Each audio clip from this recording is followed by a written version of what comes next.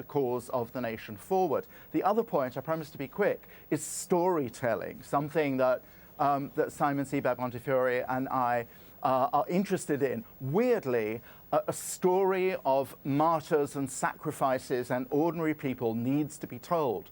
And the genuinely novel thing, as it's often been said, is that through Facebook and through television and through social media, storytelling can get out there. We saw how it dramatically increased the numbers in the streets just yesterday.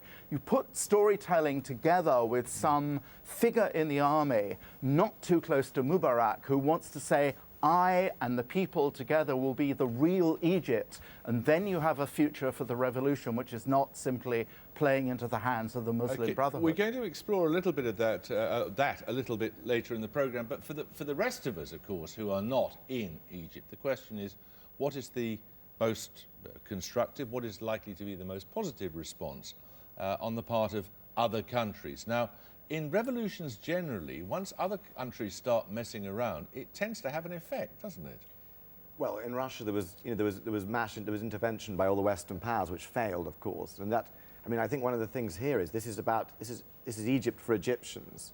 And I think there's a huge danger in America, particularly, dictating to them and telling them what their government should be. Well, one does wonder what people would make in this country of Hosni Mubarak running around telling us how we should order our affairs. Exactly. I mean, I think we've got to be very careful of that, and there's a real danger there could be a huge anti-Western backlash if we're not extremely careful. Simon Schama, do you think of 1979 in this context and Iran?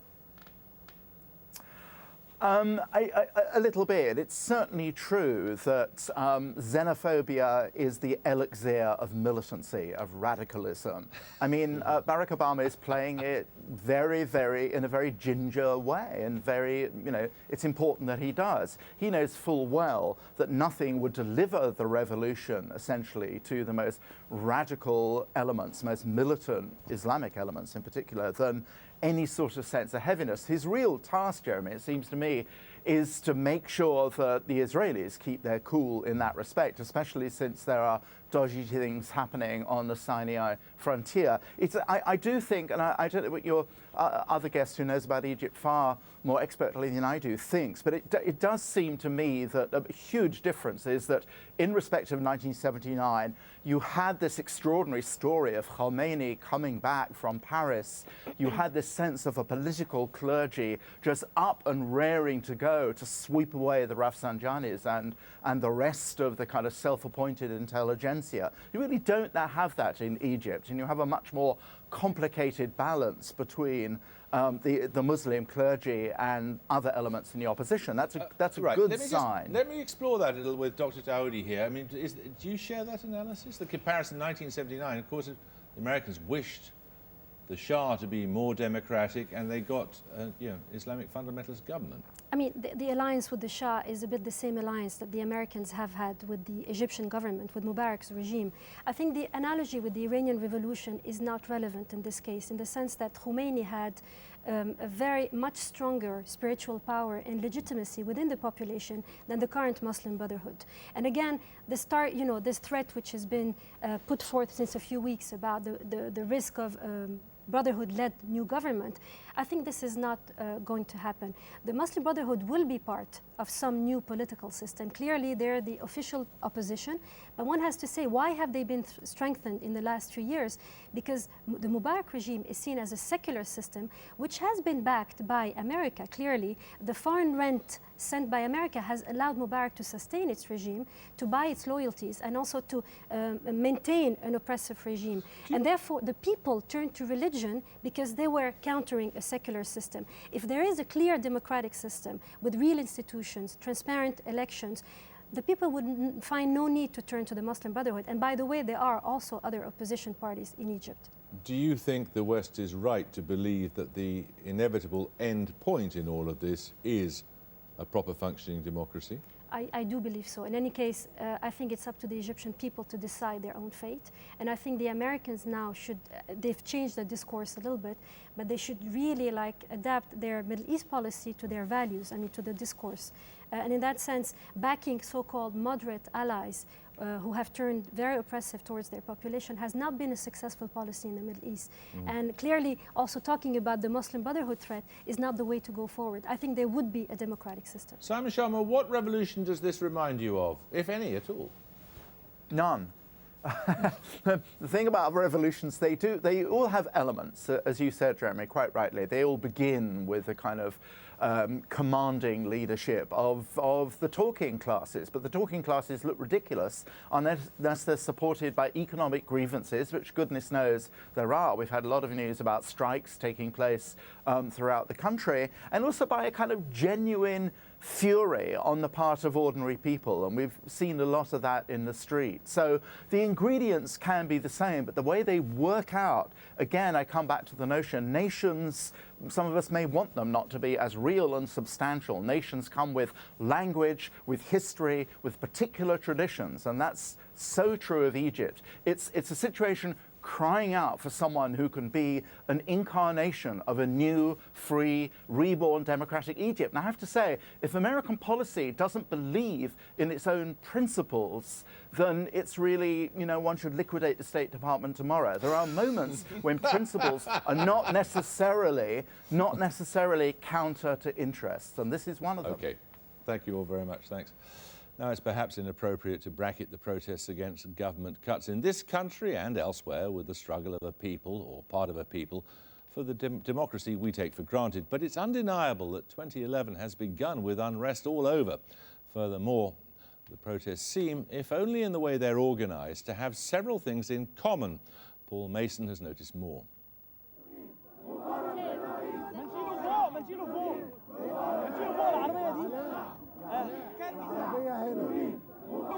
From Paris to Cairo, there's a zeitgeist of protest, but why now?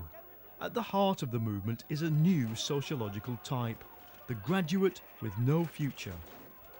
With Facebook, Twitter, YFrog, etc., they can express themselves independent of the mainstream media and despite repressive regimes.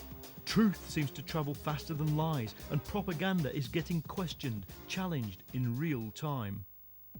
Today's global protest generation seem immune to hermetic ideologies, Bolshevism, Labourism, Islamism, constitutional Irish nationalism. The gender mix has changed too. The archetypal protest leader, organiser, facilitator, spokesperson now is usually an educated young woman. But sociology is only part of the story. Probably the key factor is horizontalism, which has become the default method of organising things. Technology makes it easy. The speed of doing things compensates for their relative lack of organisation. A swarm of disorganised people can effect change against a slow-moving, hierarchical body. And then there are so-called memes. Ideas that arise are quickly market tested and then either take off, bubble under, insinuate themselves into the mainstream culture or, if they're no good, disappear. It can be a few lyrics snatched from a song, a piece of street art. But the meme can be as powerful in guiding the actions of people as the old, cadenced, sound-bitten public speeches of yesteryear. A brilliant intellect, shaped by the great Englishmen of the past and the best teachers of Cambridge. One powerful meme is about a broken promise.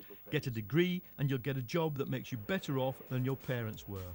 In many countries, the young now believe that promise has been broken, and the effect has been like throwing a light switch. The prosperity story has been replaced with the doom story, even if for individuals reality will be more complex. Plus, in a place like Egypt, even 5% economic growth can't absorb the democratic bulge of young people fast enough. Meanwhile, in an information age, regimes based on the suppression of information find it hard to adapt or even survive. Well, to discuss this, we're joined now from Duke University, North Carolina, by Professor Michael Hardt. He's the author of Empire, which has been described as a modern-day Communist Party manifesto. Still here is Simon Sebag Montefiore in London, and Gigi Ibrahim is back with us from Cairo. Gigi, do you feel part of an international movement? Yes, I mean, you know, it started in Tunisia for the Arab world and the Middle East, and the domino effect has taken place all the way here in Egypt, and also in Jordan, in Yemen, in Libya, and more to come. But that's specific to the Arab world. Do you see it having broader connections than that?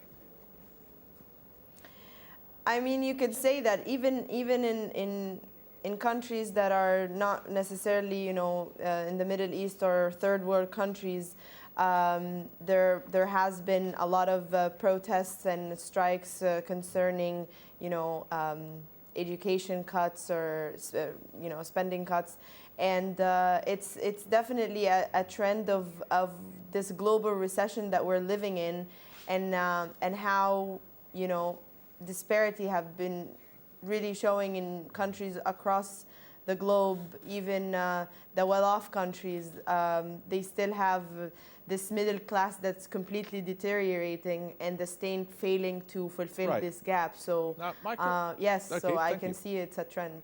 Michael Hardt, do you see common factors?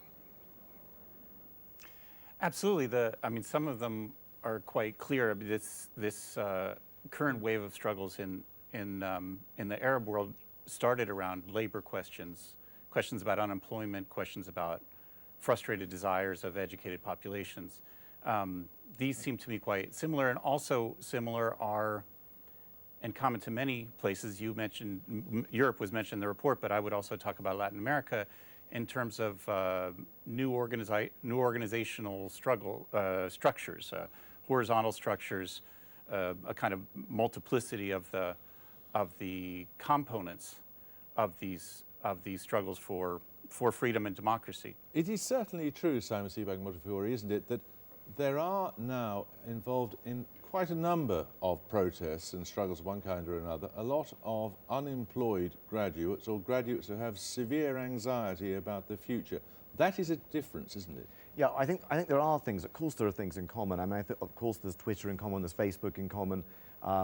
There's this graduates without hope of employment in common. But there are huge differences too. I think, you know, Gigi in Cairo really puts it right when she said that this has had an effect on the Arab world. Politics is still local. You know, I think that's the key point about this. You know, this is an Arab movement.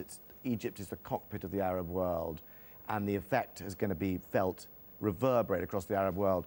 I think there's very little in common between middle-class students marching outside the Houses of Parliament and people who are protesting against torture and a police state in Egypt, and they really are fighting for different things. And the Middle East has a very, very youthful population, doesn't it? Yeah, I think that's a huge difference too. I mean, you know, these young people in Egypt, we see them on our screen now.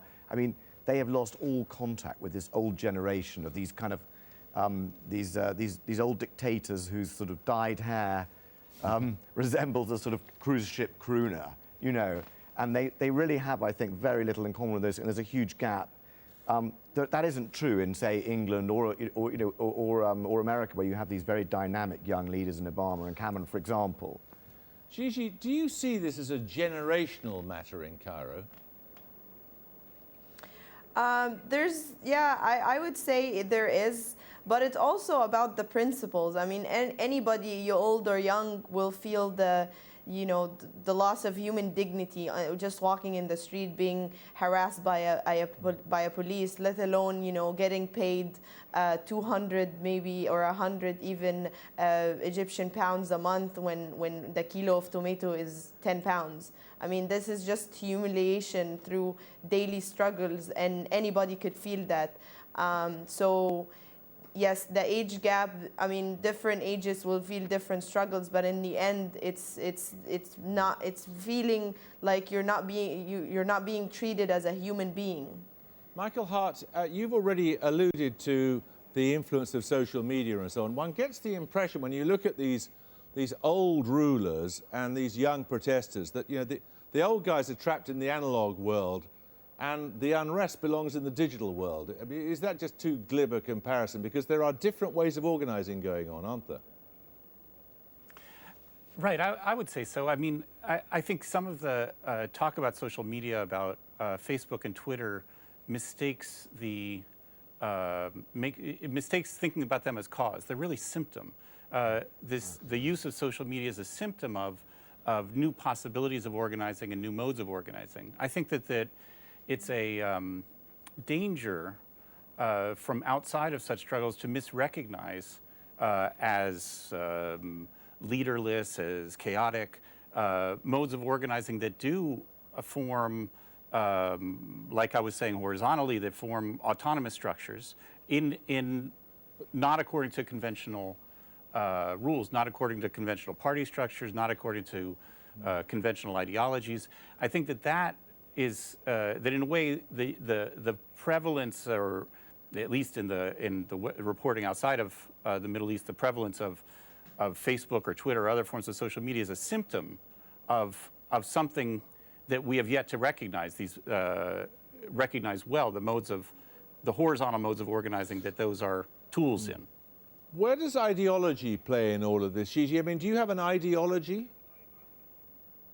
Of course I do. I would associate myself as a revolutionary socialist, but you know, a lot of other people will still, you know, use the same means with different ideologies.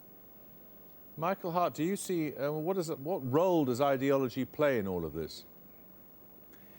Well, I think it's really, I assume. Oh, Gigi, go ahead. No, let me ask you, Mike. No, I thought I was you were going to ask directing you, the Mike. question. Fine, it was easy to get confused. Right. Yeah. I think we should remember, I mean, it was striking for me how in 1999 at the Seattle WTO protests, and then continuing through this cycle of globalization protests in North America and Europe, how difficult it was for the journalists to recognize what was going on as something that wasn't chaotic and wasn't also unideological, but rather there were a plurality of groups and a plurality of interests organized in a kind of network structure. And I think it took a long time to recognize that. It seems quite possible, and it's still, of course, in the process of development, that similar kind of new kinds of organizing are present in what's going on in Egypt and in Tunisia and other parts of the Middle East. All right, thank you all three of you very much. Thanks.